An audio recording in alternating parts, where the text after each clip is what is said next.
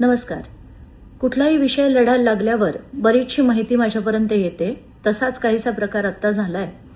अशोक खरातांचं जे प्रकरण महाराष्ट्रात चालू आहे त्याची बरीचशी माहिती माझ्यापर्यंत येते आणि ती मी माध्यमांकडे देते.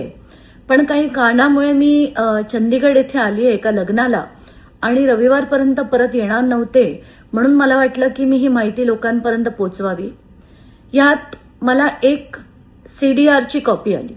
ती व्हॉट्सॲपवर माझ्याकडे ज्यांनी पाठवली त्यांना मी ओळखत नाही आणि त्या आत्ताच्या घटनेला माझ्याकडे जेव्हा ती माहिती आली तेव्हा तात्काळ मी ती DG महाराष्ट्र मुख्यमंत्र्यांना दिली आणि SITच्या तेजस्वी सातपुते यांच्याकडे परवाच पाठवली.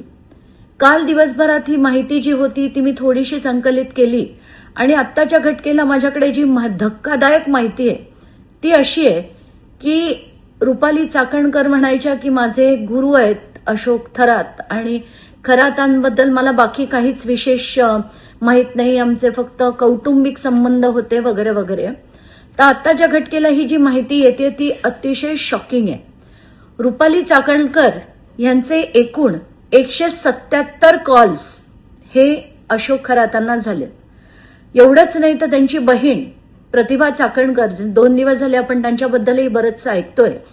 त्यांचे 236 कॉल्स हे अशोक खरातांना झाले. पण आता मी जे नाव घेणार आहे त्यांचे नुसतेच आपण फोटो बघितले होते आणि व्हिडिओज बघितले होते. पण आत्ताचे महाराष्ट्राचे उपमुख्यमंत्री एकनाथ शिंदे यांचे तब्बल 17 कॉल्स हे अशोक खरातांना नॉर्मल सेलफोनवरनं झाले होते. आता व्हॉट्सॲप किती झाले आणि इतर किती झाले मला माहित नाही, पण 17 कॉलपैकी 10 इनकमिंग आणि 7 आउटगोईंग कॉल्स होते, ज्याच्यात सगळ्यात जास्त वेळ हे 21 मिनिटं यांच्यात संभाषण झालं. आता ही सगळी माहिती मी ॲज अ रिस्पॉन्सिबल सिटिझन आधी यंत्रणांना दिली आणि मला असं वाटलं की कसं असतं SIT अहवाल हे सगळे नेहमीच काढले जातात पण खरी माहिती जनतेपुढे येत नाही. म्हणून जनतेच्या दरबारात ही मी माहिती ठेवण्यासाठी मी ठेवते. मला ह्याच्यात दुसरा माझा काहीही हेतू नाही. तर आत्ताच्या घटनेला जर महाराष्ट्राचे उपमुख्यमंत्री एकनाथ शिंदे हे जर अशा व्यक्तीला 17 त्यांचे कॉल झालेत ते कशासाठी झालेत ह्याचं उत्तर एकनाथ शिंदेनी देणं गरजेचं आहे. चंद्रकांत पाटील जे भाजपचे पूर्व मंत्री होते त्यांचे 8 कॉल्स आहेत. सुनील तटकरे यांचे 8 कॉल्स आहेत आणि आशिष शेलार यांचा देखील 1 कॉल आहे. आता हे मी नॉर्मल कॉलबद्दल बोलतेय, याच्यात व्हॉट्सॲप कॉल्सचा काहीही उल्लेख नाहीये कारण त्याची माहिती आपल्याला मिळू शकत नाही. तर हे नॉर्मल कॉल जर एवढे केले असतील तर व्हॉट्सॲपही किती झाले असतील याची तर कल्पना पण करवत नाही. मग मी काय केलं की याच्यात सगळ्यात जास्त वेळ कोण बोललं. आता ते जे CDR आलं त्याच्यात अमुक मॅपिंग असते, समरी असते, मॅक्सिमम ड्युरेशन म्हणजे सगळ्यात जास्त वेळ कोण बोललं याची देखील माहिती असते.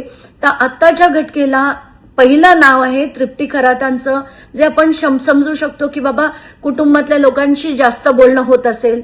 दुसऱ्या नंबरवर रुपाली चाकणकर आहेत, दुसऱ्या नंबरवर, आणि 33,727 सेकंड या रुपाली चाकणकर खरातांशी बोलल्या होत्या.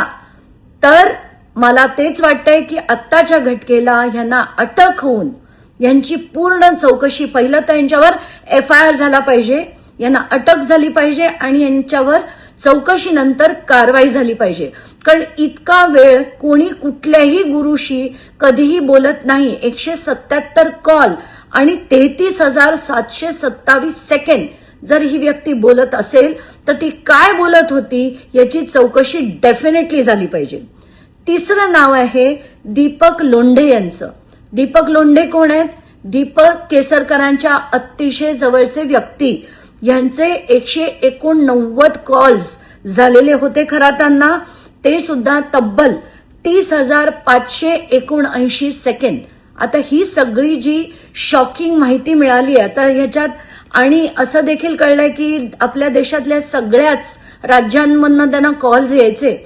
पण काही देशांची जी नावं आली आहेत ती देखील मला अतिशय शॉकिंग वाटतायत.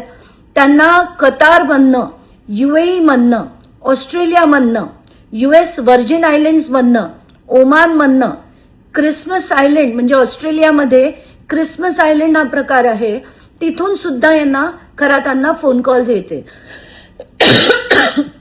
ही सगळी माहिती मी SIT कडे देखील दिलेली आहे आणि याच्यावर पूर्ण चौकशी ही झाली पाहिजे. माझ्याकडे जी जी माहिती येईल ती मी आधी यंत्रणेंना देईन, त्याच्यावर तपास करण्याचे त्यांना विनंती करेन आणि सगळी माहिती लोकांच्या न्यायालयात येण्याची गरज आहे असं मला वाटतं आणि ते आणण्याचं काम मी नक्कीच करेन.